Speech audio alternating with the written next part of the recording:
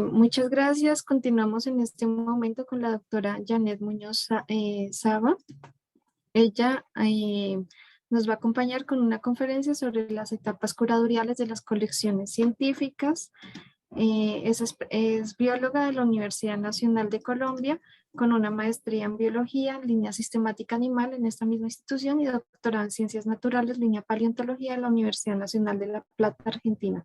La profesora se encuentra vinculada con la Universidad Nacional de Colombia desde octubre del 2001, coordina el Grupo de Investigación, Evolución y Ecología de Fauna Neotropical, empleando a los mamíferos como principal elemento para responder diferentes preguntas de investigación, desde las líneas de ecología funcional, paleoambientes, espeleología, entre otros. La profesora también se ha especializado en el cuidado, manejo y conservación de colecciones científicas y ha liderado varias exposiciones museológicas y museográficas. Muchas gracias con la profe Janet Muñoz y adelante cuando quiera empezar a compartir. Bueno, profesora Joana, muchísimas gracias por su gentil invitación. Buenos días a todos. Y bueno, estoy esperando que me permitan compartir la pantalla. Ya, deme un segundito.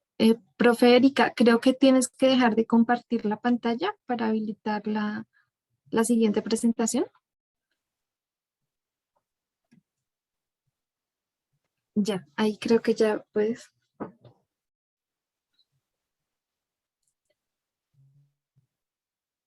¿Ya la están observando? Sí, ya estamos observando. Bien. Bueno, muchísimas gracias, como ya los dije.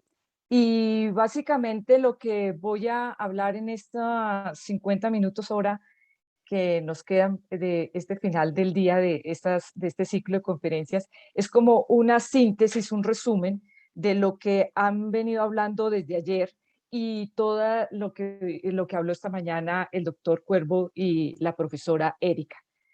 He titulado precisamente esta charla Etapas curatoriales de las colecciones científicas y enmarcado precisamente en el objetivo de este ciclo de conferencias que, como lo decía la profesora Juana iniciando, uno de los objetivos es salvaguardar las colecciones científicas. Entonces, he planteado este objetivo de mi conferencia, que es seguirnos concienciando en el valor patrimonial de las colecciones científicas. Lo han dicho tácitamente, algunos explícitamente a lo largo de la mañana y también lo dijeron ayer.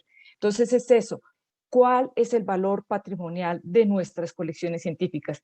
Los temas que voy a tratar va a ser en principio una introducción, luego voy a hablar precisamente del el título de la conferencia, las etapas curatoriales que considero se debe tener una colección y al final una síntesis. Entonces, para podernos poner en contexto, voy a empezar precisamente hablando de los tipos de museos. Y tipos de museos como cuáles, como los museos de arte, como los de museos de historia. Y bien lo decía ahora la profesora Erika, estas colecciones son como una colección de arte. Y sí, nosotros tenemos que mirar a nuestras colecciones con la misma importancia, con la misma valoración que los historiadores y con los artistas ven sus colecciones. Y nosotros también cuando vamos a visitar los diferentes museos, aquí traigo algunas fotos de aquí de Colombia, del Museo de Arte en Bogotá, nosotros vamos y con una vehemencia vamos mirando su información, le vamos valorando todo de quién, cuál fue el autor de ese arte, qué técnicas utilizaron, y la información muy pequeña que ellos traen asociada a esa pieza, empezamos a ver el valor económico, que generalmente es muy alto. Y todos los protocolos que tienen los curadores de estas colecciones. Y lo mismo en las colecciones de historia. Las colecciones de historia que nos están contando en cada uno de los países o en Latinoamérica, cuál es la historia, cuál es nuestro origen, de dónde venimos. Aquí pongo un ejemplo del Museo del 20 de Julio, y uno de los cuadros precisamente de Simón Bolívar cuando dialogaba de algunas de las batallas que se iban a organizar. Y empezamos a darle todo ese valor, el valor del artista, el valor de la historia, en primer lugar, el valor de quien lo pintó, el tipo de pintura, acuarela, el tipo de material que fue utilizado, el cuadro en sí, en donde está impresa esta imagen. Todo lo estamos valorando y muchas veces decimos sin valor económico porque es tanto que no le damos un valor. Y luego nos vamos a nuestros museos de historia natural. Y si bien ya muchos le damos importancia y la valoramos, en las últimas 3, 4 décadas se ha cambiado afortunadamente esta visión sobre las colecciones científicas. Desafortunadamente aún seguimos, y lo hemos visto en las charlas de estos 2 días, en que tenemos que estar haciendo énfasis en por qué se tiene que preservar, en por qué tiene que llevar esta información. Entonces simplemente, como lo decían ahorita la profesora Erika, recolectan material sin ninguna información, sin ningún tipo de preservación y perdemos todo. No valoramos, ni muchos de los que estamos cuidando las colecciones los valoramos como tal. Entonces la propuesta de mi charla es, unido a la frase que finalizó en los últimos 5 minutos la profesora Erika, que decía, no se cuida lo que no se conoce. Y yo le añado que otro de los énfasis de mi conferencia es hacer visible lo invisible. Y lo visible es que tenemos que hacer énfasis es todos los procesos curatoriales que tenemos en nuestras colecciones de historia natural y en nuestras colecciones científicas en general. Entonces, la pregunta que aquí nos hacemos siempre con el profesor John Simmons y otros ¿es que acaso nuestra curaduría, la curaduría de nuestras colecciones de historia natural, nuestras colecciones científicas, son diferentes, los principios curatoriales son diferentes a las de colección de arte o a las de colección de museo? No, no son diferentes. Partimos prácticamente de la misma base. Claro, hay variaciones. Hay variaciones, ¿por qué? Porque estamos hablando de materiales complejos, pero tampoco en colección de arte y en colección de historia también hablamos de materiales complejos, no simplemente estamos hablando de materiales simples. Ustedes recuerdan, materiales simples, estamos hablando de material inerte.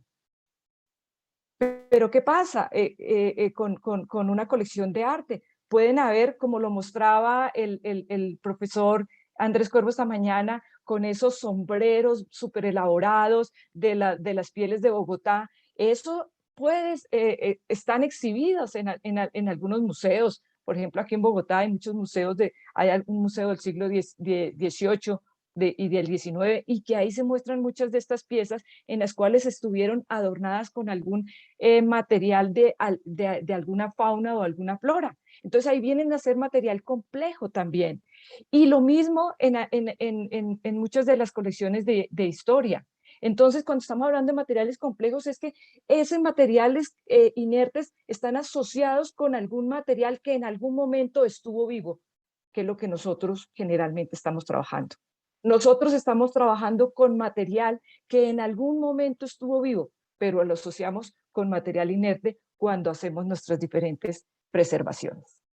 Entonces, algo que tenemos que tener en cuenta, algo tenemos que hacer, algo que tenemos que valorar nosotros y nosotros desde casa, es cuál es la importancia de nuestras colecciones científicas. Y para seguirlo uniendo con lo que vengo hablando del arte y de la historia, traigo a colación unos 3 ejemplos puntuales. En nuestras colecciones regionales, como ayer lo mencionaba el profesor Héctor Ramírez, en nuestras colecciones nacionales, tenemos colecciones históricas. Tenemos colecciones históricas como este ejemplo que les muestro acá de la colección de Mutis del Instituto de Ciencias Naturales del Herbario Nacional Colombiano, institución que represento. Aquí, una de las colecciones más importantes, los botánicos cuentan la historia precisamente de esa primera exposición botánica y se tienen estos ejemplares ahí debidamente montados, debidamente curados, para lo que ya han dicho, para su uso y publicarlo, difundirlo, etcétera. Y tenemos otras colecciones de historia como cuáles, las del Museo de la Salle, aquí en Bogotá. Uno de los museos que su énfasis principal es la exhibición. Y ese museo a nosotros aquí en Colombia nos cuenta mucha historia de nuestra idiosincrasia, de nuestra violencia, de nuestra vida política. ¿Por qué? Porque cuando fue el Bogotazo, 1949, ¿qué pasó? Hubo un incendio por todo Bogotá y uno de los edificios que incendiaron fue el Museo de la Salle. Uno de las primeras, de las pocas colecciones de historia natural que habían en esa época. Y esa colección había sido armada por los hermanos lasallistas que habían recolectado material a lo largo y ancho de Colombia. Colecciones tipo, colecciones únicas, todas absolutamente allí se perdieron. Entonces, esta colección, no, un 40%, 50% se salvó, algunas sí, totalmente se perdieron. Pero entonces nos está contando no solamente qué habían recolectado en ese momento, con información poca o mucha, pero teníamos alguna información sobre la biodiversidad del país. Pero además ahora se le añade toda la parte histórica y también nos sirve para contar en el proceso asociarlo con las malas prácticas y ahora las buenas prácticas cuando hay conciencia de la importancia de las colecciones sobre el manejo de las colecciones. Otra de las colecciones que traigo a colación es la colección de mariposas de Malpasino que se encuentran depositadas en el Instituto de Ciencias Naturales y son colecciones desde 1789 a 1794 y también nos están contando la historia de lo que había en esa época. Son colecciones que son, como decía la profesora Erika ahora, las personas que consultan este tipo de colecciones históricas o las colecciones tipo son personas que sabemos que saben manipular los ejemplares. No son colecciones que todo mundo puede entrar a consultarlas. Entonces, las otras colecciones que traigo a colación precisamente son las tipo, donde estamos aquí con los primeros especímenes diciendo, mire, aquí se registra, se describe una nueva especie. Y eso da importancia y da valor y da seguridad de las colecciones donde se encuentran estos tipos de que esas colecciones son colecciones que tienen muy clara la importancia de ellos porque están cuidando estos ejemplares que son únicos, todos los ejemplares son únicos, pero hacemos una énfasis de que estos tipos son los que vamos a comparar cuando queremos describir nuevas especies. Se parece a esta, pero vamos allá y vamos a ver si comparamos con los ejemplares, como ustedes bien lo saben, con los holotipos, parátipos, etcétera, etcétera, y nos permiten evidenciar o no que hayan unas nuevas registros de nuevas especies.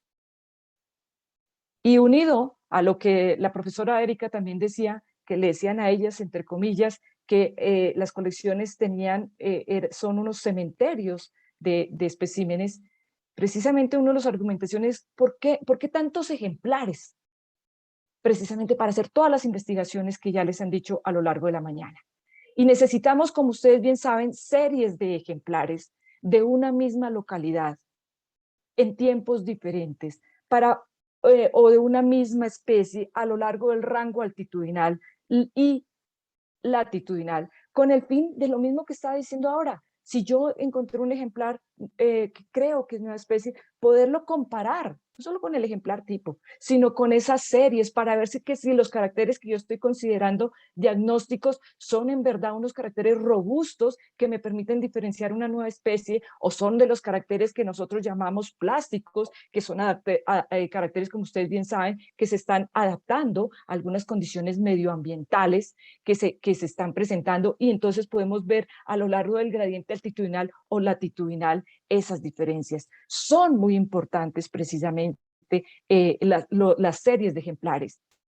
Y unido a lo que decía el profesor Cuervo esta mañana, también es importante que estas series de ejemplares, para complementar lo que él decía, es importante que de una misma localidad, si estamos recolectando varios individuos de esa misma localidad, sexo, edad, estado reproductivo, pero también para la colección, preservarlos de diferentes formas, preservarlos en seco, preservarlos en líquido, preservar sus diferentes partes, precisamente para lo que se ha dicho, para complementar esa información es que se le puede extraer a ese ejemplar. Entonces la pregunta que nos hacemos siempre y que la gente que no conoce sobre colecciones dice, ¿pero para qué se necesitan los especímenes? Los especímenes y su información asociada, que en otras palabras, lo que el profesor Cuervo decía esta mañana, ese dúo dinámico, ejemplar y etiqueta, que nosotros lo llamamos información asociada, porque ahí se incluye en esa información asociada esa última diapositiva que él colocaba, en donde estaba el ave, la piel y todo alrededor. Todo el espécimen original y su información asociada pueden ser usados en diferentes momentos, por usted, por mí, por el estudiante, por diferentes, eso se pueden usar para responder diferentes preguntas de investigación que me esté haciendo o se esté haciendo la comunidad en general que va a realizar estas preguntas. Sirven, como ya lo dije, de comparación con otros ejemplares. Es decir, profesora Erika, para que cuando le vuelvan a decir que es un cementerio, no. Es como la Biblioteca Nacional aquí en Colombia, la Luis Ángel Arango también aquí en Colombia, como todas las bibliotecas que ustedes en sus diferentes países tienen, bibliotecas que cuentan, que tienen los libros históricos. Las colecciones científicas son una biblioteca de la biodiversidad de nosotros los países con esta megadiversidad que tenemos. Y no solamente nosotros los de megadiversidad, para todos los países. Ahí vamos a consultar qué teníamos, nuestra biodiversidad pasada y presente, porque nunca olviden que ese ejemplar es único. Ese ejemplar me está contando la historia de hoy, en este momento, en este lugar. Lo recolecté en este momento, a esta hora. Me está contando una historia muy diferente si lo recolecté a las 10 de la noche. Me está contando esta historia si lo recolecté en 3 años o en 3 meses. Me están contando una historia, cada uno me está dialogando algo. Entonces, un espécimen que se encuentra en una colección, como bien lo digo acá, es, nosotros que trabajamos en la universidad pública, es un bien público. Es un bien que puede consultar cualquier persona bajo ciertos protocolos, obviamente. Y precisamente, como decía la profesora Erika, si no lo vamos a conocer, ¿cómo pretendemos que nos apoyen en la parte económica para conservarlos? Entonces tenemos que mostrarlos, tenemos que enseñarle al público en general, como digo, desde los niños de 3 a 100 años. Y para que se den cuenta, pero sobre todo nosotros, ver lo que escribo aquí. Las colecciones científicas son un patrimonio de la nación, son un patrimonio mundial, así como es la música, nuestro patrimonio inmaterial, nuestra comida, o algunas regiones, o algunos sitios como murallas, que son ya patrimonio natural. Nuestras colecciones científicas, nuestras colecciones de historia natural, nuestros museos son un patrimonio de la nación. Y así todos tenemos que ver. Entonces aquí, lo que decía el profesor Cuervo, toda la historia de la evolución, en síntesis lo que yo lo veía era la historia de evolución de la información de las etiquetas. Y eso es parte del valor que nosotros le demos y que el mundo le dé a estas colecciones. Si bien, como él lo mostraba, en esos ejemplares de 1800 que la información era muy escasa, pero nos están contando muchas historias también. Nos están contando, mire, esa especie estaba aquí, así no se tenga la localidad bien clara, pero estaba de pronto, como él bien lo explica, aves de Bogotá, pieles de Bogotá, pueden ser todo el norte de Sudamérica o pueden ser todo Colombia, pero por lo menos sabemos algo, estaba esa ave aquí. Y ya con el conocimiento que cada uno de los expertos tiene, puede inferir, como cuando trabajamos en paleontología, podemos inferir en qué hábitat estaban, qué probablemente estaban consumiendo, y que ya no son especies ejemplares que seguramente esa especie ya no existe. Entonces tenemos que y también contar otras historias para valorarla con el arte. El arte, por ejemplo, de las etiquetas. Si ustedes se dieron cuenta, el montón de etiquetas que él de diferentes papeles mostraba, y las letras, y nos mostraba también las diferentes tintas. Nos mostraba muchas cosas que con la letra nosotros podemos hacer una curaduría forense, y con esa información y saber de quién es ese recolector, encontrar unas etiquetas similares o letras similares, y podemos estar salvando algunos de los ejemplares que no tenemos mayor información. Entonces, toda esa información, ¿qué es la información básica? Esta que les menciono acá. La localidad exacta, ya todos tenemos un GPS. Es imposible que ahorita sigamos nosotros tomando información incompleta, las fechas de recolección, pero algo que están mencionando, y el profe lo hacía muy bien esta mañana, lo decía muy claro, toda la parte de hábitat, que les estaba diciendo yo, recolecté esta especie, este individuo hoy en este instante, y volví a recolectar esa especie de 3 horas después. Me está contando diferentes historias. Salí a buscar alimento, qué estaba haciendo ahí en ese momento, o estaba lloviendo y por eso dejó de forrajear, y por eso ese lapso. Entonces, ¿en dónde estaba? La profesora mencionaba que ubicaban las especies en el sustrato, pero no todo el mundo lo hace. ¿En dónde estaba esa ave? ¿En dónde estaba ese mamífero? ¿En dónde estaba ese cucarrón? ¿En qué parte? ¿A qué altura? Y nos está contando mucha historia ecológica, ecológica. Los colores, no porque tradicionalmente no tomemos unos datos, veamos la visión del profesor Andrés Cuervo, toda la información que se le exprime a ese ejemplar en ese momento y en ese instante. Coloraciones. Si vemos coloraciones cuando trabajamos con ecología funcional, vemos que esa coloración seguramente nos está queriendo informar, si tenemos claro los sustratos, las horas y demás, nos está contando historias ecológicas. No nos debemos de quedar estrictamente con la especie, sino saquemos esa información y ubiquémosla en nuestras libretas de campo. Aquí resalto una cosa que había mencionado la profesora, el momento de sacrificio. La técnica de sacrificio es súper clave, y el momento de sacrificio. No que lo sacrifiqué ahorita y lo preservé en 3 horas después. Entonces estoy perdiendo información, todo el tema del ADN y el ejemplar como tal, porque como ustedes saben, apenas sacrificamos un ejemplar, empieza por default, como digo, el vicio inherente, es decir, todo organismo empezamos a deteriorarnos en el momento en que ya dejamos de existir, por más de que empecemos a hacer una preservación inmediata.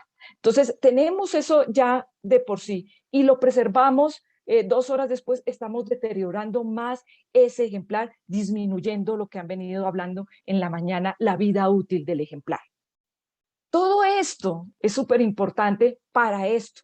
Todas las investigaciones que han hablado ayer, que han hablado hoy y que hablarán el resto de la semana. Y para que la usemos ahora nosotros y lo sigan usando muchísima gente más, y con nuevas preguntas de investigación, como la ecología funcional, etcétera, etcétera. Pero es básico lo que les está diciendo, las notas de campo, que es una de las disertaciones que hay en colecciones, que si las notas de campo son parte del ejemplar, son de la colección o son mías. Las notas de campo es esa parte de la información asociada al ejemplar. Es parte de la información, toda esa parte ecológica que yo le exprimí en el momento en que yo lo recolecté. Entonces, eso también es parte del ejemplar. Y con eso que tengo ahí, que debo también digitalizarlo, voy a hacer un montón de investigaciones que ya se han mencionado a lo largo de la mañana, y algunas puntuales como esta. Esta, en la cual el profesor Andrés Setter hace unos años, con su mapa de ecosistemas, hizo unos zooms en algunas partes para ver el deterioro de los ecosistemas y asociado con algunos grupos, en este caso pionero era los polinizadores. Cómo estaban la cecropia, las píper, el solanum, y relacionada con la presencia o no y la abundancia o no que teníamos en algunos puntos, en algunos sitios puntuales, sobre la abundancia y presencia en diferentes estadios, en momentos del año, de estas especies, Cartibius, Carolia, Estirnira. Entonces podemos interactuar, interrelacionar toda esa información que tienen los botánicos, los entomólogos, para ver qué insectos están comiendo, y en general entre todas las disciplinas. Otro ejemplo puntual, el que hizo el profesor Manuel Ruiz, revisando precisamente todas estas colecciones, él encuentra una nueva especie de felino para Colombia, que solamente el registro está en las colecciones científicas, el hábitat ya se ha deteriorado y están en busca de ese felido, pues todavía no lo han encontrado, pero fue una nueva especie que parece que quedó como que un nuevo registro, una nueva especie de Colombia, pero desafortunadamente al parecer va a entrar en la categoría, en este momento está en una categoría bien crítica, todavía está en evaluación. Si no se encuentra esa especie, daría entonces extinta, o sea, se registra y también se registra su extinción. Entonces, con toda esta problemática, como se pueden dar cuenta que estamos viviendo actualmente, podemos usar estas bibliotecas que tenemos para predecir todo lo que se está presentando y se va a presentar en un tema muy puntual como el que vivimos, que es el cambio climático. Entonces, con todo esto, ¿qué es el espécimen? Un animal, planta, fósil, completo o fragmento, como lo han dicho, del mismo ejemplar, que tiene que estar debidamente preservado, conservado y almacenado en una colección científica. Una colección científica porque tenemos que usarlo, porque tenemos que permitir que lo conozcamos todos. Y para eso, y con esto, recordemos los propósitos precisamente de una colección científica o de los museos: generar información, perpetuarla, organizarla y difundirla, que es lo que dijo la profesora en síntesis en su conferencia. Pero en muchas colecciones, desafortunadamente, por el tema de que somos colecciones muy grandes, pero las colecciones pequeñas también lo tienen. Entonces, ¿qué pasa ahí? La información está incompleta, está desordenada, no hay material no identificado, material que relativamente se puede identificar, me refiero, porque en la parte de vegetación y de insectos y de invertebrados, pues hay muchos grupos que no tienen curadores, no tienen taxónomos expertos. La información no la digitalizamos y la curaduría del ejemplar se queda en la primera fase. No volvemos a mirar el ejemplar para hacer su curaduría. Y todo esto que estoy mencionando está asociado con lo que también se va a mencionar el próximo jueves, con el tema de la conservación preventiva. La conservación preventiva, solo le recuerdo, todos los procesos de preservación, conservación, almacenamiento y uso que permiten incrementar la vida útil de un ejemplar. Entonces, hacíamos una reflexión con el profesor Garistale hace unos años. ¿Esto de quién depende? ¿La curaduría de quién depende? Pues de mucha gente. Esto, todo lo que ellos decían, si bien hay uno que está exponiendo, pero viene un mundo de gente atrás, un mundo de gente con buenas intenciones que debemos de capacitar.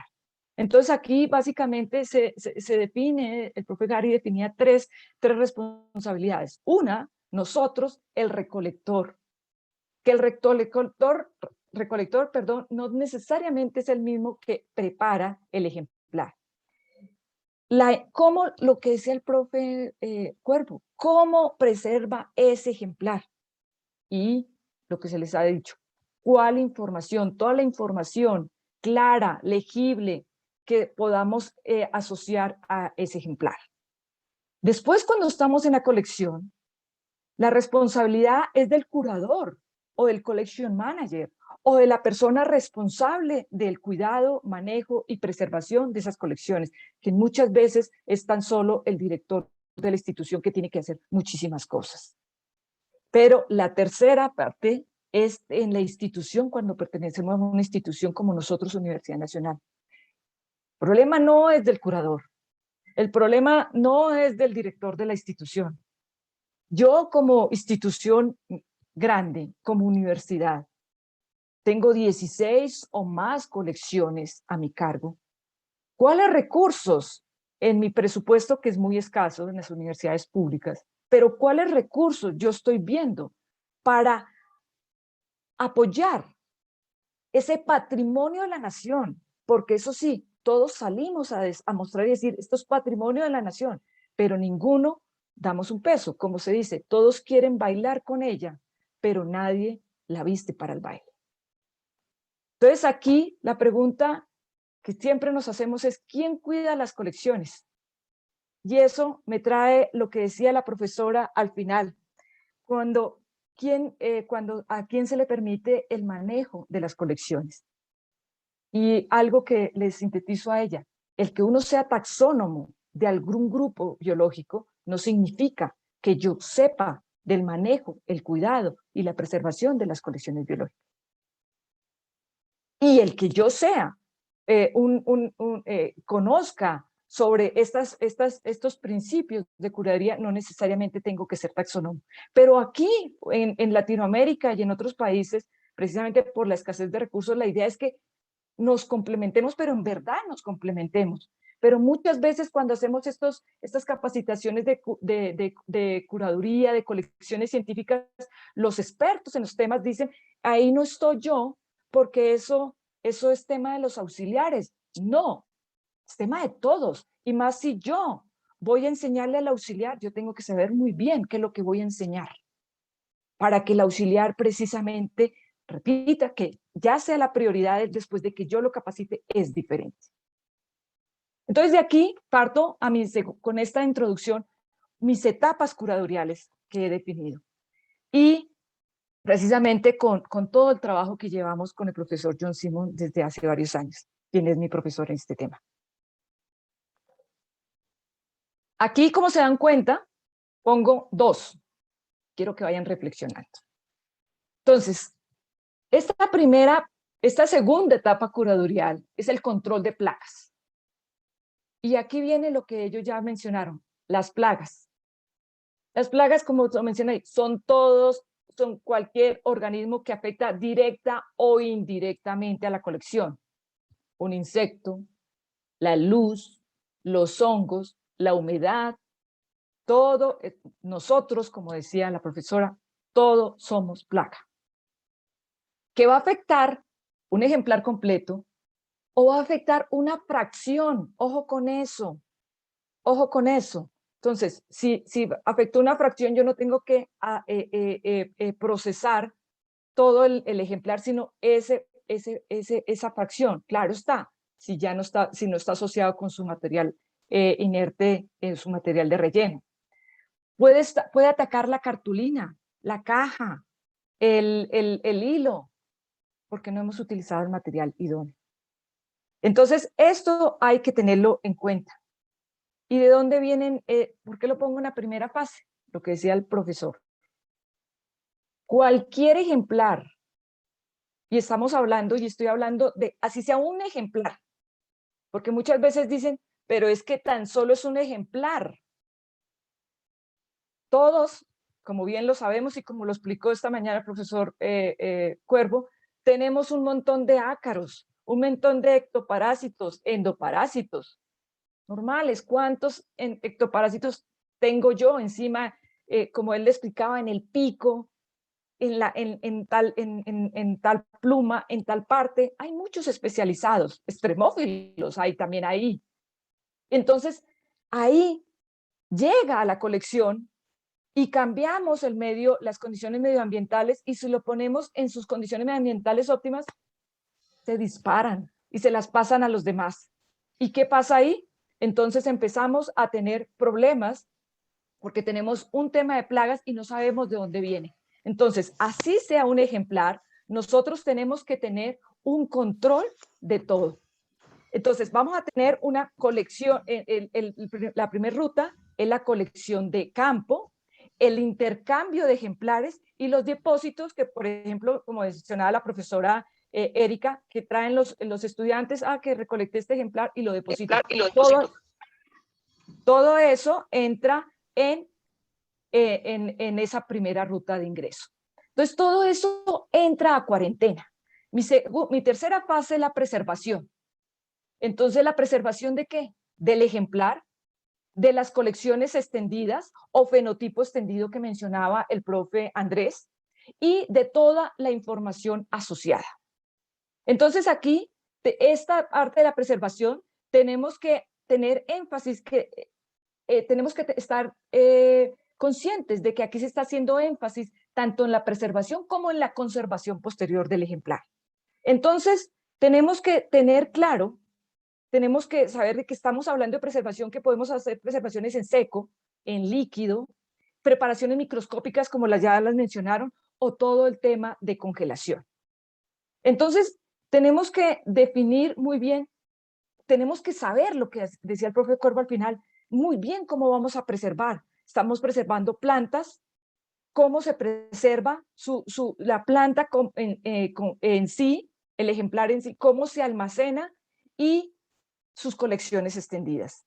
Los cuerpos de invertebrados, como ya se han visto, las pieles, como ayer seguramente lo mostraron mucho, las pieles, qué tipo de preservación vamos a tener. Vamos a tener taxidermia para los museos o vamos a tener para las colecciones, dependiendo del tamaño, una piel rellena, una piel semiplana o una plena abierta.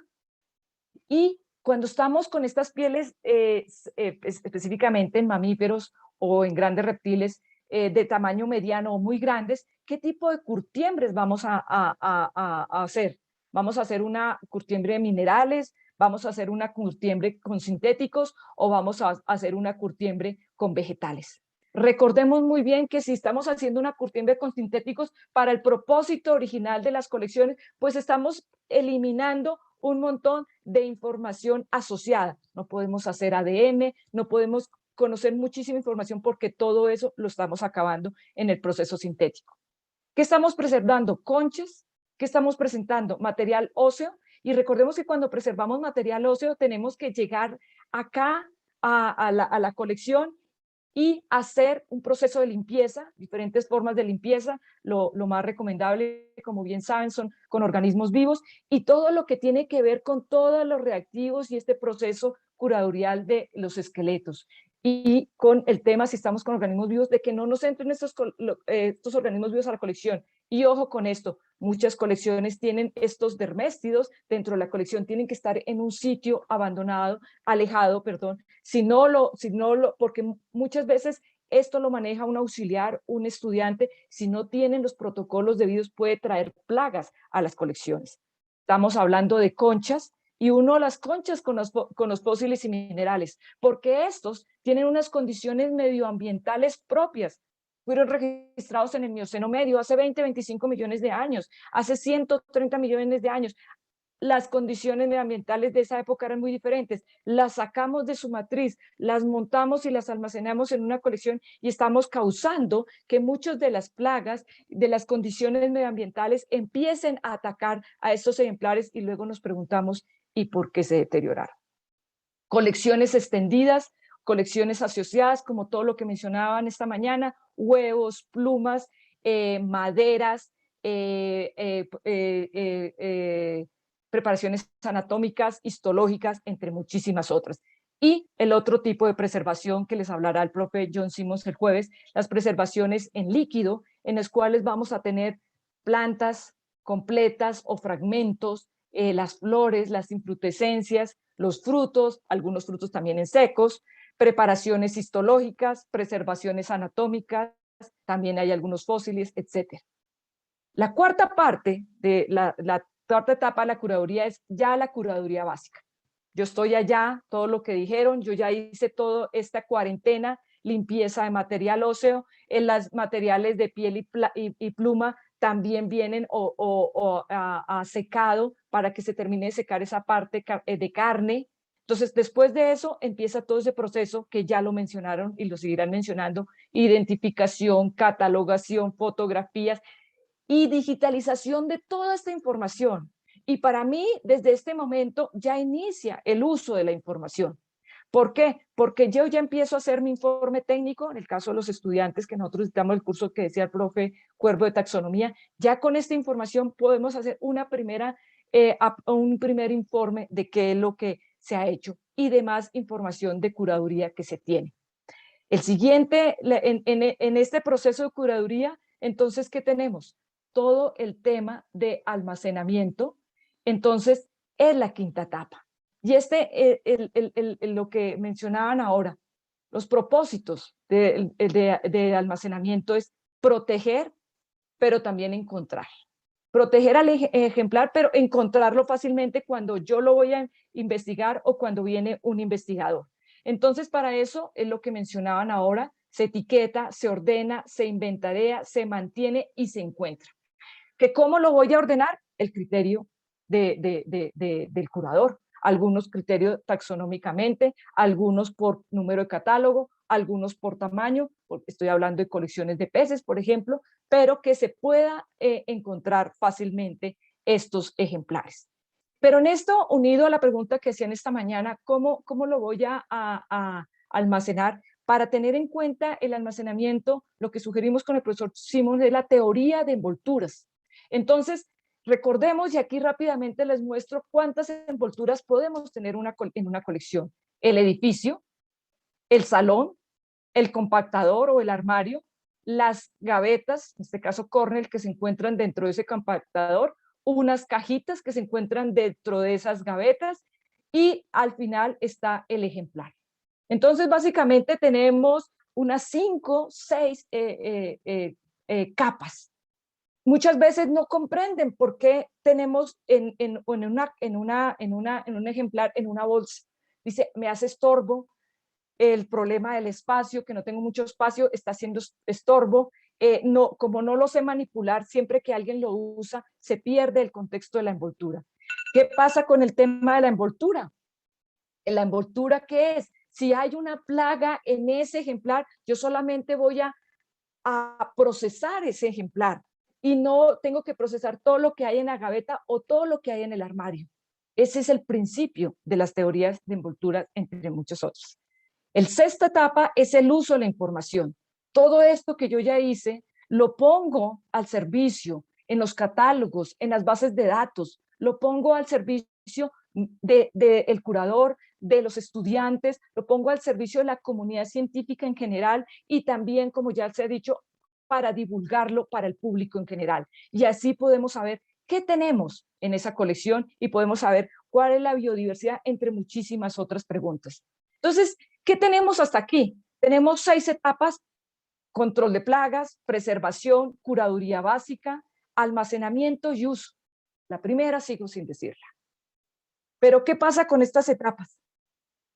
Si bien podemos tener una direccionalidad que podemos irnos retrocediendo en cada una de ellas, hay unas etapas que están totalmente a través, y ustedes las conocen muy bien, que todo el tiempo, desde la etapa 1, se están haciendo. ¿Y cuáles son? Una, vuelvo al control de plagas. Yo ya había visto que entran por colección o por intercambio de ejemplares o por donas o porque nos depositan algunos ejemplares. Pero las otras rutas de ingreso, para que también preguntaban, y decía la profesora Erika, edificios inadecuados, salas inadecuadas, acumulación de colecciones, ingreso de comida, ingreso de animales, ingreso de plantas vivas. Es que a mí no me gusta un espacio si no tiene una planta viva. Entonces tenemos que ubicarnos. Si yo estoy trabajando en una colección científica, ¿qué quiero? ¿La planta o quiero que no haya plagas en mis colecciones? Es que mi animal y yo somos una sola persona, somos solo un solo individuo, entonces siempre tiene que estar aquí.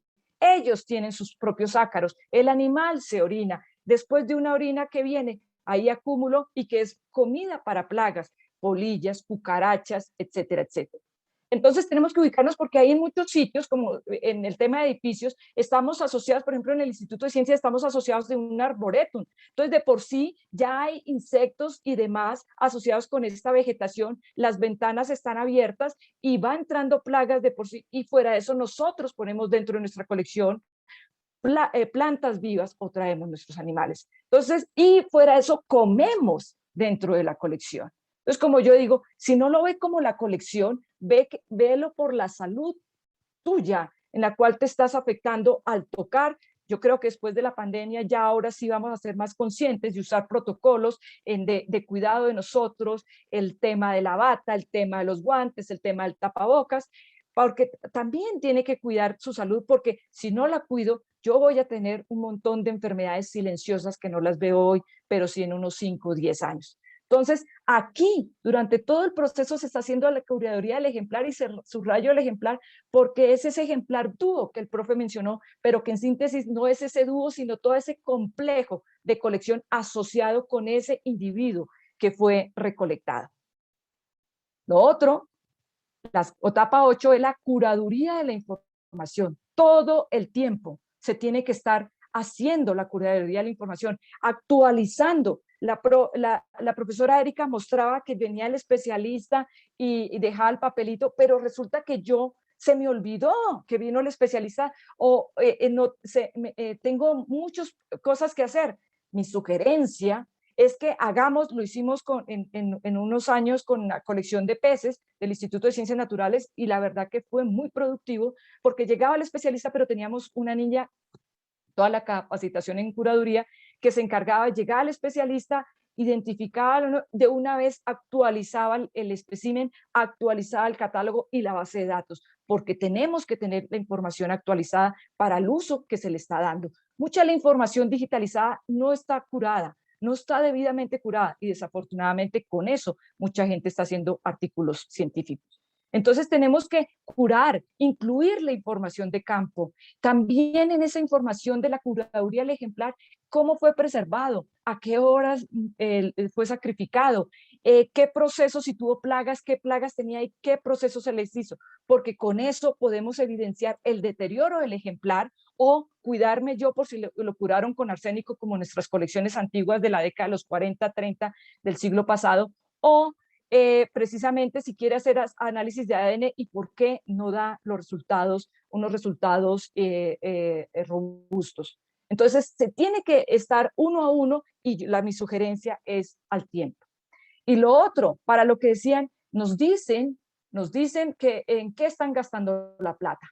Entonces, el noveno punto, que es también desde el inicio, desde el momento en que catalogó, usted tiene asociado ese ejemplar a la propuesta que hizo McGinley en 1993 y hemos modificado con el profesor Simmons, sobre el índice de salud cuyo objetivo es el mantenimiento de las colecciones conducido a estrategias que optimicen recursos del personal para mejorar el cuidado y el uso de esa información que usted tiene y para que sus directivas valoren. Entonces partimos de las premisas de que, ya sabemos, las colecciones de historia natural son depositarias de estudios de la biodiversidad. Las colecciones vinculadas con universidades públicas van perdiendo recursos. Y no existen métodos sólidos de evaluar. Y precisamente, como siempre uno dice, ¿y en qué va a pedir para qué quiere la plata? ¿Otra vez para alcohol? Si nosotros le reforzamos que sí, otra vez para alcohol, pero porque se tiene que hacer estos procesos, las personas y los líderes que se encargan administrativos van a cambiar la visión. ¿Cuáles son los problemas de las colecciones? Lo que menciona ahí. Disminución del presupuesto, la falta de curaduría, la falta de capacitación, carencias de tecnologías, obstáculos en la recolección de material científico. Y entonces, ¿qué debemos de tener claro? Decía la profesora Erika, es que van creciendo las colecciones. Claro, algo que tenemos que tener claro, y más en las colecciones, en todo como cualquier proyecto, es cuál es mi objetivo. Porque yo me emociono recolectando y digo, empecé con que esta colección es solamente de lepidópteros, por decir algo, y luego algún estudiante mío está fascinado con los mamíferos y la volví de mamíferos. Cuando empiezo a perder el norte, cuando empiezo a perder que ya no es mi colección regional, como ella decía, de la región de Nariño, sino también ya quiero de La Guajira, porque estuve este fin de semana en La Guajira, son dos puntos extremos en Colombia, uno al norte y otro al sur, regiones totalmente de hábitats totalmente diferentes, pues entonces empiezo a tener problemas con la consecución de mis recursos, porque yo tenía recursos para esto, y luego empiezo a expanderme y empiezo a perder mi norte. Entonces, estos como un proyecto, cuáles son sus metas, tenemos que hacer un DOFA, cuál es mi propósito, cuáles son mis beneficios, por qué estoy planteando esta colección. Plantear estrategias de corto y mediano plazo, proponer estrategias, profesionalizar al personal, es decir, lo que se está haciendo aquí, capacitar y diseñar lo que han venido diciendo los protocolos. Entonces, cuando nosotros tenemos aquí cada ejemplar catalogado y en una base de datos o en una hoja de cálculo de Excel, el número en qué estadio de la colección está, si de 1 a 10, y cada vez que yo lo vaya cambiando de estadio, lo voy actualizando, tengo mi perfil, que es lo que dicen, no hacemos ese índice de salud porque es que nos come mucho tiempo. Pero recordemos lo que ya dijeron, una colección científica tiene que ser viva, una colección científica tiene entropía, es decir, aquí no todo tiene que estar en el nivel 10. Si una colección no tiene ningún ejemplar en un porcentaje nivel 2 y 3, es una colección que inmediatamente el que sabe, técnico, dice, esta colección está muerta. Muy bonita, sí, pero no la están usando. Entonces, ¿para qué la colección? El punto 2, como ustedes recuerdan, es todo ese material que me está llegando por trabajo en campo, por intercambio, por diferentes fuentes que pueden llegar, y el punto 3 es toda esa curaduría básica que ya he hecho. Y del 7 al 10 es lo que decía, ya yo uso la información, el uso que yo ya empiezo a hacerle. Entonces, cuando sumamos esas categorías, entonces podemos ver las prioridades, si es una prioridad de conservación, si es una prioridad de manejo, si es una prioridad de digitalización o de publicaciones. Entonces ahí yo ya sé hacia dónde tengo que llevar mis recursos. Y recordemos siempre que así un ejemplar esté en prioridad 1, ahí es donde se tiene que llevar la plata en primer momento, porque si tiene problemas de conservación, generalmente es problemas de plagas. Entonces luego cuando hacemos una gráfica del manejo de colecciones, lo ideal es que estén aquí en este nivel 1, es decir, una colección esté creciendo y con todos los principios de conservación preventiva. Si yo ubico en alguna de estas casillas mi colección, sé hacia dónde debo apuntalar. Si estoy en esta parte o en esta parte, sobre todo en esta parte inferior izquierda, es muy preocupante. Muchos recursos se necesitan para poderla mover hacia este cuadrante. Pero todo eso, como les digo, si yo estoy haciendo el índice, tenía un problema de plagas este ejemplar, lo trabajé y de una vez actualicé la información de la curaduría o actualicé lo que decía la profesora, esa nueva identificación, aquí yo ya le estoy cambiando a un nivel 6, un nivel 7 y vuelvo y tengo al día ese índice y puedo saber hacia dónde apunto los recursos. La 10ª parte es todo la administración. Toda esa administración de registro de la colección, de los protocolos de curatoriales, de acceso, de manipulación de las bases de datos, de permisos de investigación, de informes de investigación o subirlo aquí en Colombia, lo que decían, sistema de información de biodiversidad, las publicaciones, qué servicios, tenemos que tener claro bien esos protocolos, pero todos, absolutamente todos. Entonces, ¿cuál es la etapa 1? ¿Cuál es esa la base que lo han dicho, pero no lo han concretado? La base primera es el proyecto. Yo tengo una investigación, yo estoy buscando recursos para mi pregunta puntual de investigación en la cual voy a hacer recolección de material biológico y yo empiezo así, se tiene que comprar alcohol, se tiene que comprar plástico, se tiene que comprar bórax, y empiezo luego a estructurar todo mi proyecto de los gastos del viaje, del personal, todos los materiales que necesito acá para la colección, los vidrios, el cartón, el cartón libre de ácido, etcétera, etcétera. Pero me olvidé de la parte básica, cómo los recursos para mi trabajo en campo. No, es que fueron muy pocos, nos dieron tan solo, aquí en Colombia, 2 millones de pesos no es nada, me dieron 2 millones de pesos para comprar todo el material de la salida del curso de taxonomía.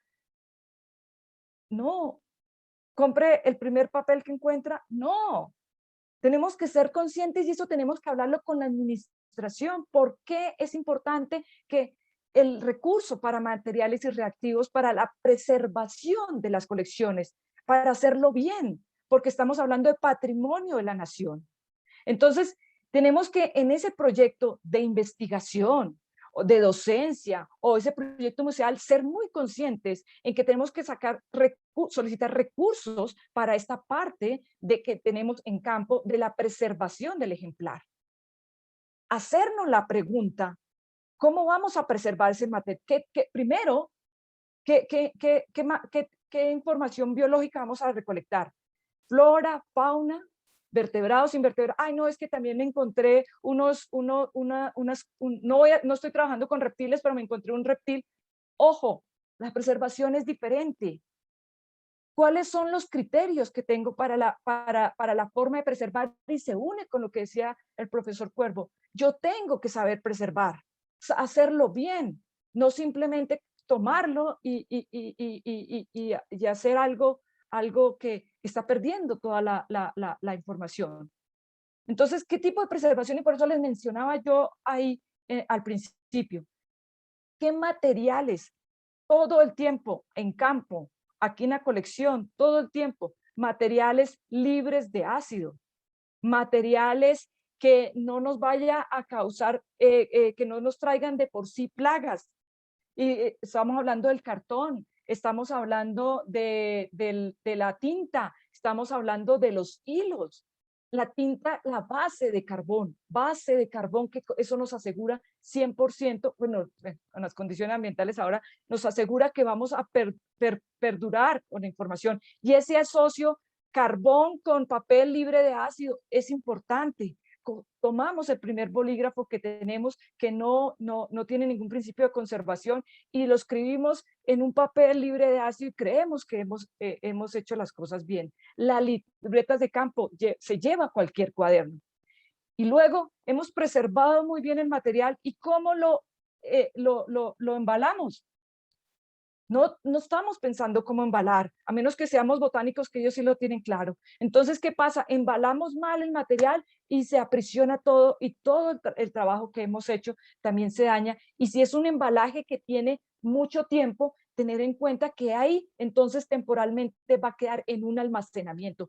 ¿Cuáles son esas condiciones de almacenamiento durante ese proceso de embalaje? Del ejemplar censulato, es decir, con la información asociada de su etiqueta, su libreta de campo, sus colecciones asociadas, etcétera, etcétera.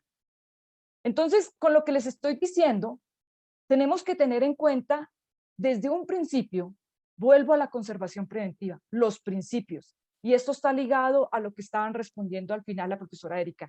La ética que decía el profesor Cuervo esta mañana, la ética cuando nosotros decidimos ser biólogos que vamos a ir a campo a sacrificar un organismo vivo, llámese fauna o flora, llámese invertebrado o vertebrado. Ética, es un organismo vivo. Y como se dice, si ya lo sacrifiqué, tengo que exprimirle toda la información para que yo y el resto del mundo que quiera lo pueda usar. La integridad, lo que se menciona aquí, de los ejemplares y sus datos, no debe estar comprometida. Y eso está asociado con este punto que digo, el proyecto, los materiales, los reactivos. Y se me estaba olvidando lo de los reactivos. Compramos alcohol, 96 o 100% el etanol, el mejor, y en algunos casos se baja al 70%. ¿Y con qué lo rebajan? Con agua de la llave. Agua destilada o agua desionizada. Agua de la llave tiene minerales que se van depositando. Al final el ejemplar queda, no, es que se dañó, que el alcohol era malo. El alcohol se evapora. ¿Qué es lo que le queda? Se van depositando los minerales y lo tenemos en miles de colecciones preservadas en líquido. Los ejemplares no son descartables, lo que decían, ya tengo muchos de estos. Ética, no son descartables. Que si quedó mal preservado, que si se le perdió toda la información, hay muchas opciones, como ya lo han dicho y como ya lo mencioné. La primera, investigación.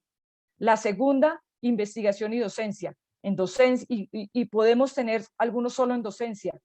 Y en docencia estamos con los que la parte de taxonomía que se enseñan las diferentes partes, pero también hay docencia esta que estamos haciendo hoy, curaduría de las colecciones, que este ejemplar tiene plagas, que este ejemplar está mal preservado. Obviamente, teoría de envoltura, se preservan bien, pero es una forma para mostrar, mire lo que pasa si no se tiene en cuenta X o Y cosa, o factor, los diferentes factores. Pero muchas veces si yo no lo veo, no lo creo. Entonces, para mí lo último es descartar. Incluso muchos de estos material, yo en la institución donde yo bueno, yo en este momento estoy en la Universidad Nacional, pero si yo no estuviera en una institución educativa y no tengo un programa de docencia, pues hay otras universidades que seguramente pueden recibir, otros colegios, ese material que se puede usar, se puede fragmentar y utilizar para ver las diferentes partes o formas de preservación que se puede hacer un material, o al museo. En el museo se pueden hacer exposiciones museales muy bonitas con este tipo de material. Recordemos que los ejemplares reaccionan continuamente desde el momento mismo del sacrificio con todas las fluctuaciones medioambientales y por lo tanto todo el tiempo debemos estar evaluando los procesos que estamos haciendo. No porque esto se hacía desde hace 100 años es bueno y no porque esto me lo inventé yo hoy es bueno.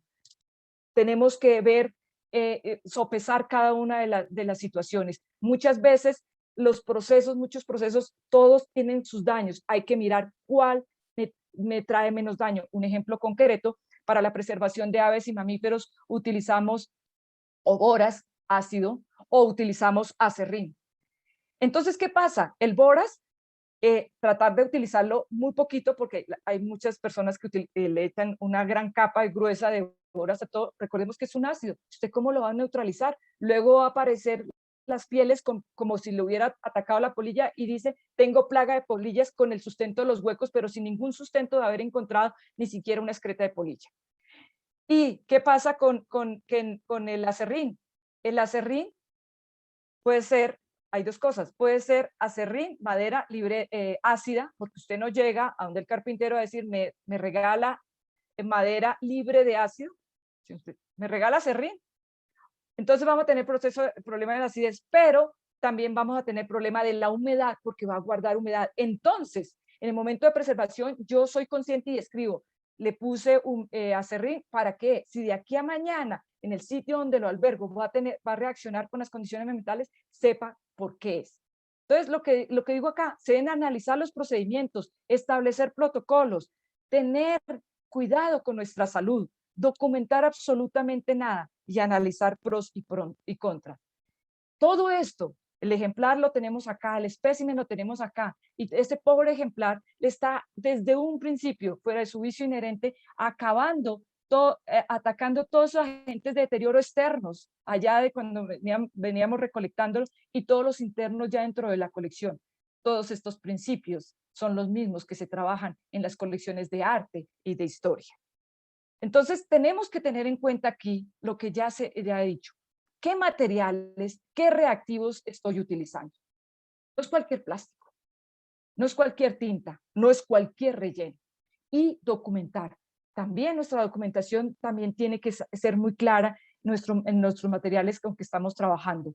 Y la documentación tiene que ser clara, permanente, legible, comprensible, completa y actualizada.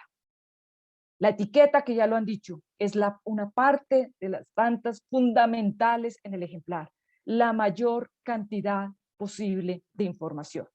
Entonces, en síntesis, tenemos estas 10 etapas de la administración de las colecciones, pero estas etapas, como lo hago aquí en este círculo, son etapas que todo el tiempo se van recirculando. Si bien del 1 al 6 son etapas más o menos paso a paso, entre comillas, pero ahí empezamos en el 6 a usar la información y vamos rotando, porque lo que decía el profesor Cuervo, con el apoyo de los estudiantes, con el apoyo de los investigadores, una de las partes de protocolo es que se dice, si usted encuentra algo anormal de la curaduría, nos avisa de forma inmediata para arreglarlo de una vez. Vieron plagas, vieron que estaba mal ubicado. El personal de aseo es súper clave. Personal de aseo hay que capacitarlo para que comprenda la importancia de ese patrimonio que están cuidando ahí, que están haciendo el aseo. Cuando se les capacita al personal de aseo, se les entrega frasquitos y dice cuando barran, cuando hagan el aseo, el polvo, que es un ácido, cuando limpien, cómo deben limpiar, cómo deben barrer, y aquí está el frasquito y la etiqueta. Y se va haciendo, unido a las colecciones que estaban hablando hace un rato, una colección paralela, colección de plagas, dependiendo de la colección de aves, de peces, de mamíferos que se tenga. ¿Por qué? Porque tenemos el énfasis de que esto es un patrimonio y que nosotros no somos los únicos usuarios. Van a haber nuevos usuarios, tanto del ejemplar como tal, como de su información asociada. ¿Quiénes están usando estas colecciones ahora? Como usted, en todos los países, los tomadores de decisiones. Lo que digo, todo el mundo quiere bailar con ellas, pero nadie quiere dar recursos. Y tenemos que divulgar, porque muchas veces dicen, pero es que eso es allá tan intocable, ni siquiera sabemos qué hay. Tenemos que utilizar todos los medios para hacernos conocer. Entonces, termino recordando el objetivo. El propósito del curso es salvaguardar las colecciones científicas.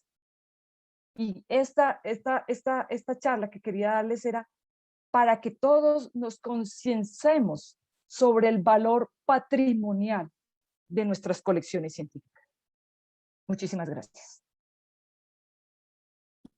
Bueno, muchas gracias a la profe Janet Muñoz, un aprendizaje también de todo lo que fueron etapas curatoriales, conocer, ¿no? Todo lo que implica desde un ingreso, qué características hay que tener. Bueno, creo que ha sido bastante enriquecedor estas charlas y pues precisamente con el fin de esta salvaguardia de patrimonio, ¿no? Y de ver y apreciar las colecciones de esta manera.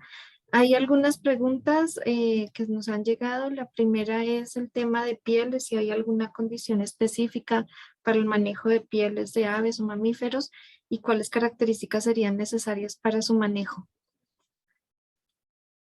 Bueno, depende de qué tipo, primero, qué tipo de preservación se va a hacer. Como les mencionaba así rápidamente, específicamente en mamíferos se tiene la preservación de piel rellena, que es, digamos, el tamaño, sacar un duplicado de lo que era el animal en vida.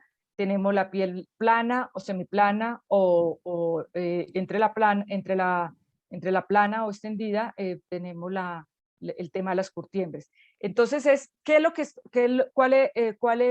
primero la pregunta es, ¿qué tipo de preservación voy a hacer? Pero esa pregunta no es lo primero. La primera es, ¿qué investigación voy a hacer?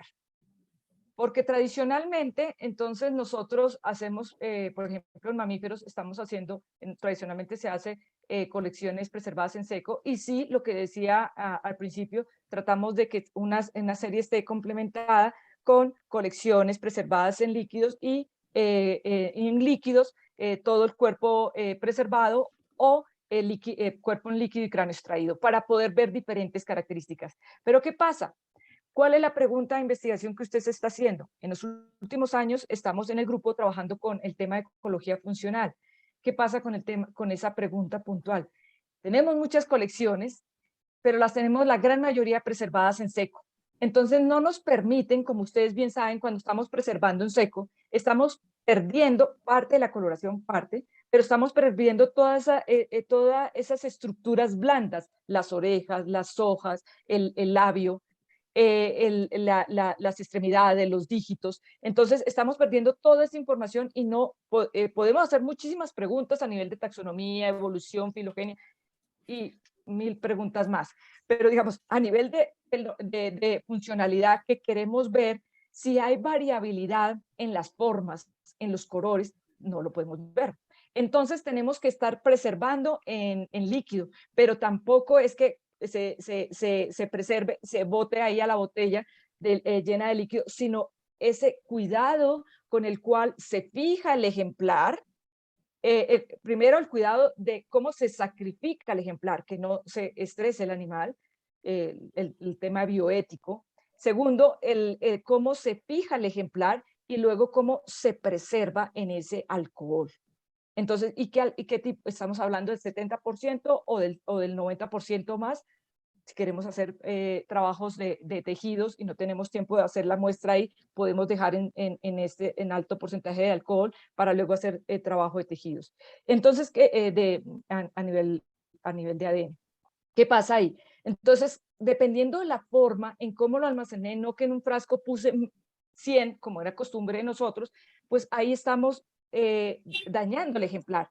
Entonces, en el embalaje para aquí, tenemos que debidamente protegerlo en una gasa para que esté empapado, esté hidratado, y también por el tema de transporte con algún reactivo que no se puede hacer, pues ahí van debidamente embalados. Entonces, la primera pregunta es, ¿qué es lo que yo quiero hacer?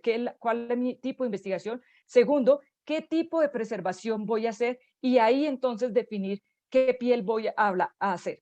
Yo generalmente les digo a las personas que están recolectando material y no tienen ese curso que mencionaba el profesor Andrés, referido a preservación, les digo, prefiero que lo hagan en líquido, porque voy a ganar el ejemplar y bueno, toda esa información asociada.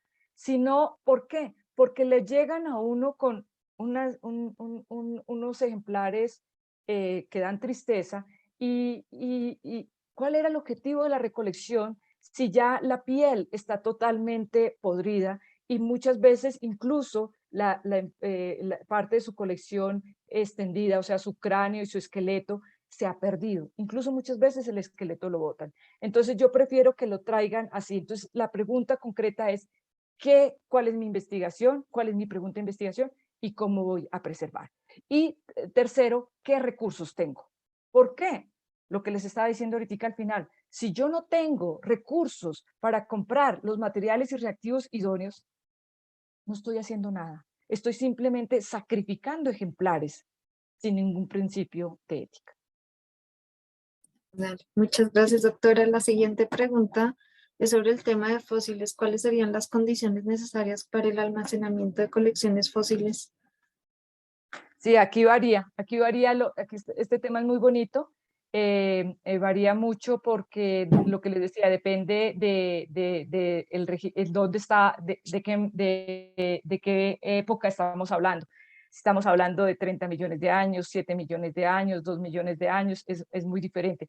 Sino más, para no ir muy lejos, con las colecciones actuales, cuando nosotros las preservamos, las sacamos de un hábitat, las recolectamos en un hábitat específico con unas condiciones medioambientales y las llevamos a nuestro edificio, en el cual pues, lo pudimos ver en esta época de COVID, con el cierre total o casi total en el año pasado. Entonces las colecciones quedan totalmente encerradas. Entonces quedaron encerradas, no había aireación porque si bien se tiene que cerrar y evitar que entren las plagas, también se tiene que permitir que haya aireación, sobre todo en las colecciones preservadas en líquido, porque si no se va a volver una bomba de tiempo, porque ustedes recuerdan que se va evaporando el alcohol y queda ahí un acúmulo de alcohol, ¿no?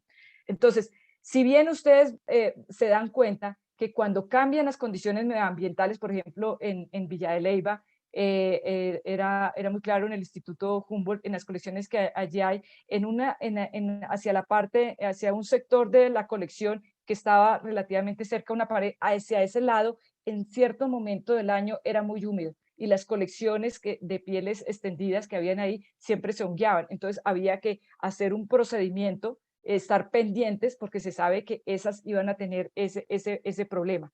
Entonces, ahí vamos a estar analizando en el tema de los fósiles eso. Una cosa es diferente si el fósil lo tengo todavía en la matriz original, es decir, no le he hecho el proceso curadurial para sacarlo de esa matriz, ahí puedo mantenerlo en unas condiciones. Pero de lo contrario, tengo que estar verificando cuáles eran, entonces lo ideal es que uno cuando recolecte, como una parte biológica, cuando se recolecte fósiles, no es simplemente recolectar piedras, sino dónde estaba, cuál es su sustrato y las condiciones, para ser específico, qué condiciones, si estamos hablando del suelo, porque pues hay otras que están en pared o están en cuevas, etcétera, etcétera, en qué condiciones medioambientales se tiene para mantener ese ambiente en la colección. Obviamente es mucho más trabajo y precisamente por el tema de los recursos no se hace y se colocan las colecciones así aleatoriamente y desafortunadamente muchas colecciones muy sensibles se pierden. Ya, muchas gracias. Hay otras preguntas relacionadas con algunos términos, ya que pues entre países se manejan diferentes terminologías y también sería como importante una aclaración. Por ejemplo, la palabra conservación es una de las que nos piden que si se pudiera aclarar como el sentido general de conservación. También sobre el tema de colecta o recolecta y sobre el tema de curación. Como si nos pudiera aclarar como algunas de estas palabras a qué proceso se refiere. Bueno, colecta es una mala traducción al español del inglés, collect, es recolectar. O sea, cuando se habla de recolectar es el término adecuado en el idioma español. Curación, no, curación es hacer una curación de alguna herida, alguna enfermedad. Curaduría. Curaduría, curaduría es todo, a todo lo que nos hemos venido, se habla en todo el tiempo en este curso.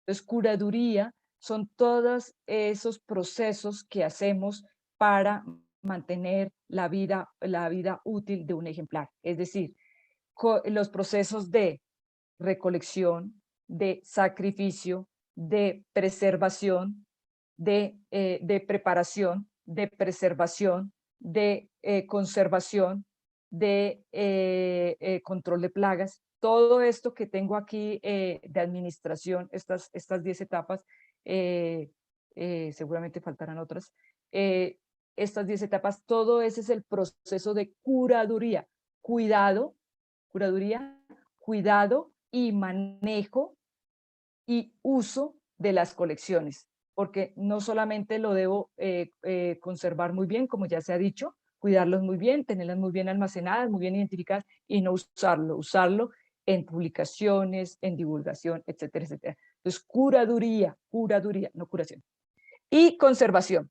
Entonces, aquí tenemos, empecé por esas, porque aquí iba a aterrizar. Vamos a preservar, vamos a fijar y vamos a conservar. Entonces, fijar, ya lo saben, cuando estamos utilizando algún reactivo como el formol y generalmente lo usamos con los sistemas digestivos, inyectamos una cantidad a este sistema y, o las partes blandas cuando estamos hablando de algunas de las preservaciones en fluido. El profesor Simons lo hablará mucho más expandido el jueves. Entonces, ahí va a quedar las características en ese momento como están. Precisamente cuando estamos fijando, se pueden hacer estudios a nivel histológico mucho más finos. Preservar, entonces es todo esto les estaba mencionando, cómo voy a, a trabajar ese material biológico. Lo voy a preservar en seco, lo voy a preservar en líquido, lo voy a criocongelar, cuál es el proceso y ahí pues las diferentes formas y diferentes ramas de ahí. Conservar, es todo esto que estoy diciendo más todo el proceso curatorial. ¿Cómo estoy conservando ese ejemplar para mantener esa vida útil que quiero de muchos años para el uso mío y de muchas otras generaciones? Entonces, la conservación, estamos refiriéndonos precisamente a ¿en dónde estoy? ¿Cuáles son el sitio donde estoy almacenado? ¿Cómo lo tengo almacenado? ¿Qué problemas de plagas estoy teniendo? ¿Cómo las estoy trabajando? ¿Cómo tengo mi ejemplar? Entonces, me fui de mayor a menor. Entonces, todo ese proceso de cómo estoy protegiendo, cómo lo estoy conservando, cómo lo estoy almacenando, cómo lo estoy manipulando precisamente para todos estos protocolos que se mencionan de manipulación para el no deterioro de esos ejemplares. Y eso me hizo recordar un tema que hablaban en esta mañana y se me estaba yendo, que era el tema de la restauración. Si yo estoy conservando muy bien mis ejemplares, estoy chequeando, y pues obviamente en colecciones grandísimas de miles, millones de ejemplares, como se dice, se apoya uno en los visitantes, en los que usan la colección, para que no haya problemas de ninguno de estos tipos de deterioro de los ejemplares, ninguno de los que mencionamos acá, de que se mencionan acá, que estén afectando al ejemplar. Entonces, yo no recomiendo la restauración, claro, toca hacerla, muchos ejemplares que llegaron mal, que por X o Y motivo toca restaurar. Pero la idea es no restaurar si mantenemos todos estos principios de conservación preventiva. Empecé con eso, la conservación preventiva. Entonces, si yo estoy con todos estos principios de conservación preventiva, la idea es evitar llegar a la restauración. Porque cuando yo estoy restaurando, ¿qué estoy haciendo? En algunos casos estoy congelando y estoy descongelando. Entonces, ¿qué pasa? Ahí se están comprimiendo los tejidos y se están expandiendo. Es decir, se están retrayendo y se están expandiendo y hay ruptura en esos tejidos. Eso también lo vemos en las colecciones en líquido, cuando no las sabemos manipular. Entonces, ¿qué pasa? En las colecciones de líquido, las sacamos del líquido y empezamos a observarla, duramos 1 o 2 horas, nos vamos a tomar un tinto y el ejemplar ahí afuera. Se deshidrata totalmente y también se hidrata y luego lo metemos al líquido abruptamente, no en etapas, sino abruptamente, y entonces se rompe ese tejido. Ahí estamos disminuyendo la vida útil del ejemplar. Entonces, cada que estamos restaurando, y más si no asociamos esa curaduría que le estamos haciendo, es decir, si no estamos escribiendo cómo hice ese proceso de restauración, qué químicos utilicé, además muchas veces, como la gran mayoría de las veces no sabemos con cuáles fueron los químicos que utilizaron al principio, puede que haya un químico que reaccione con el nuevo y estoy deteriorando muchísimo mi ejemplar.